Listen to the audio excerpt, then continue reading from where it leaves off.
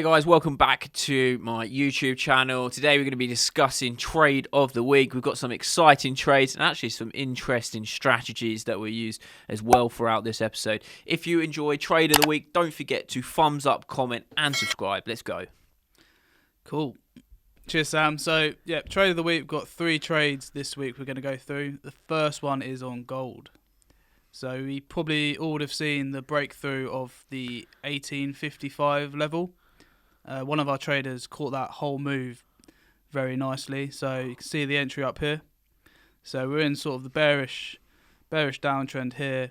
We're seeing price reject the 200 EMA. The trader's entered here and he's got that, see this big seller's candle here, see the breakthrough of this level that held sort of the last few months on gold, and that sort of he's caught that the whole way down for $2,000 profit. So yeah, cracking trade, and he's literally got out right at the bottom on S2 there.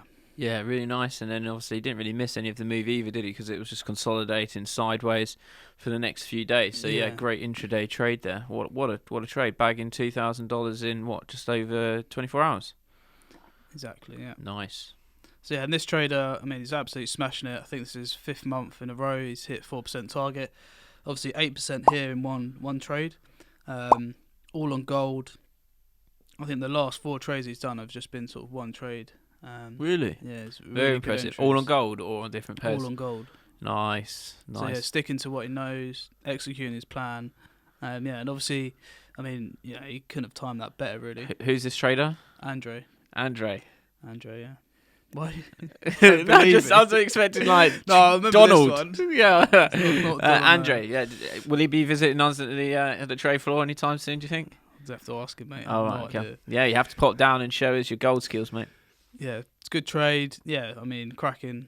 $2,000. On to the next one. Trade number 2. Wow, pound New Zealand dollar. That's one I haven't seen. Pound New Zealand. So there's so we've got sort of the trades from this trade over the last week. The 2 we're going to focus on are the 2 sells on pound Kiwi. They can see here 1 loss and then a decent win. So the trader went short here. So again, pound Kiwi, nice downtrend here. And this is one of the Samuel Co trading indicators called TradeMate on the hourly. So these golden arrows are showing entries, and then these crosses are showing potential exits. So you can see here TradeMate, before sort of the last sort of 2 weeks has been picking these entries, in here, out here, in here, out here. Very nice trades. And then the trader actually looks like an almost identical entry to one TradeMate called. However, he got stopped out, or he closed out his trade just as it looked like it was going to break R2. However, that was sort of a rejection, and then again it started consolidating below that level, and TradeMate actually called another entry up here. The trader then went short again after closing out his original short for a $200 loss. Saw this consolidation, still in that sort of downward trend, and then took this sell and caught a really nice move on that for nearly $500. So overall, across those 2 trades, up around 280. That's it. It's a shame, isn't it? Because his stop loss was literally just pinched there, just above on the R3 level. So yeah, a bit of a shame because he could have. That's R3, isn't it? Yeah, could have had his stop loss just a little bit outside of that level, and it still would have been a good reward to risk trade as well. I mean, that's a great promo there for TradeMate, the hourly indicator that's ours that we use to trade on the swings. I mean, some great entries there that's picking up, getting in and getting out. So it's nice to see the traders utilising that and overall, making good money from doing so. But yeah, very cyclical there. You can see it just coming back, moving with the phases. Phase 1 of buying and then phase 2 selling. Quite predictable. And I think that one where he got in, it just looked like it was going to make a high, right? And break out a little bit. So a little bit tight, but hey, that comes with practice over time, doesn't it? Definitely. Yeah, I think he's actually closed that out manually looking at it. But overall, the trader's had a good week. He's also had a couple of trades elsewhere. So one on cable, he's taken $400 and then a small win on Aussie dollar as well. So overall, $700 for the week. Pretty good. Nice. Nearly 3%. So two good trades to start. Well, 2 good trading weeks to start with. $2,000 and a $700. Nice. The next one we're looking at is the interesting one that Sam mentioned in the intro. I mean, I'm not seeing anything like this. So this is on cable. So again, over the week, the trade is actually up $1,500. Amazing. Which is great, great performance. But yeah, I don't know. Do you want to go through it? Yeah. So they've been trading both ways of the market, which is very, very. Last week we discussed trading reversion to mean. I wonder if they got the idea from that. So what they're doing here is they are buying. To go over the first trade on the left, and it closed out there, and then they bought in again at the there, and then all the way at the high they got out there on the rejection of R3, and then they went short and got out at the bottom there. Is that right? Yeah. And then they went long and got out there because they saw a pullback. Went long again. And then they went short. They went short. Took out like a small couple of pips profit. Went long again, up to the highs, and I don't think they short back off of that level as well. Yeah, then they shorted. They shorted, took another one, and then took another one. And now they buy again. And now they're buying again, and they've got a buy limit on. So that is probably the most confusing way to explain what on earth is going on. I mean, no one knows. We need some confused gifts in here. Yeah, we do need some confused gifts. This guy is. So yeah, literally. So he is a working, living, breathing algo by the looks of it. So yeah, the first trade we can see on the history here is this buy. So $700 trade, which is closed on the 23rd of November at 2:20.50 seconds.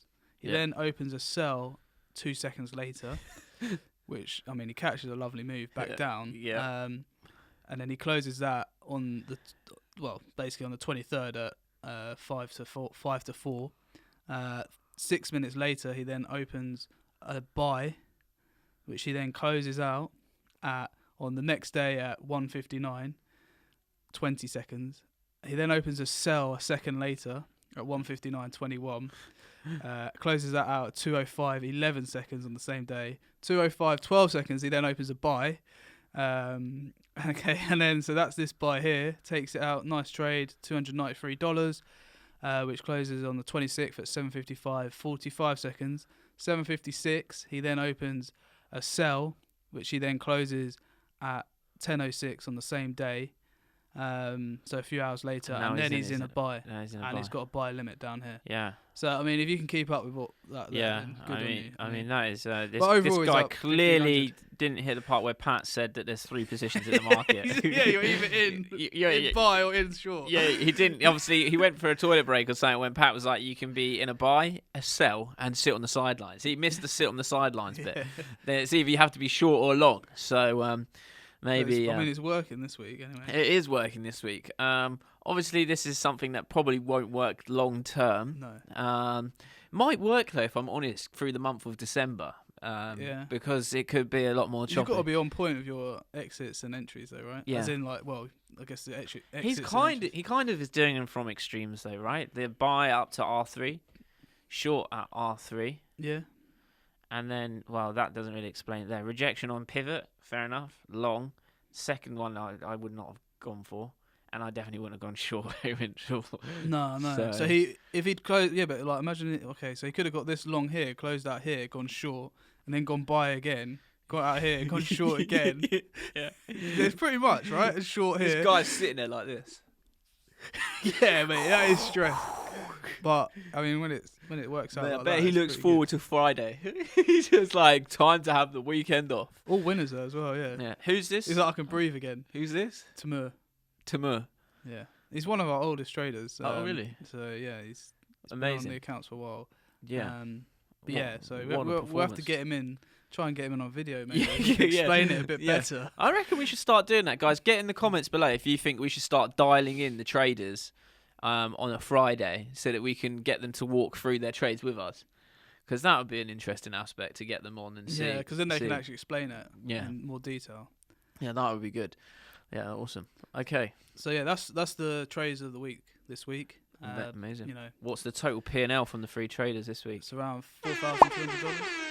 So what a week from 3 different traders there, all making money, and $4,200 in the bank this week. That is awesome. Let's hope that they do that every week, and those traders would be doing really awesome, wouldn't they? That's net. That would be net roughly $20,000 across 3 of them, which would be awesome. So yeah, would love to see that. Keep it up, guys. We'd like to see that every week if possible. Also makes our life easier going through Trade of the Week and picking out some awesome traders. Guys, if you are loving the content of Trade of the Week, sorry you missed last week's video, but do forget to thumbs up, comment and subscribe, and we'll see you on Sunday for our forecast video.